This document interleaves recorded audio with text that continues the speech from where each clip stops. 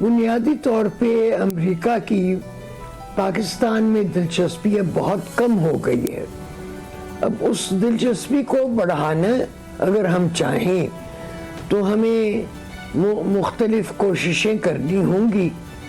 सबसे पहले तो ये कि हाँ, हमारे जो सफ़ीर होते हैं वॉशिंगटन में, वो डोनाल्ड ट्रंप के मुख्तलिफ मशीरों से राब्ते करें और अपनी लॉबी बनाएं।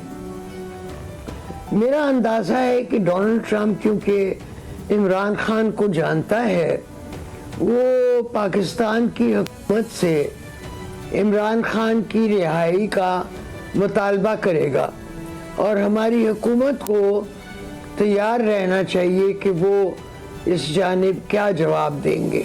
ये ट्रेड वॉर की सिग्नलिंग की है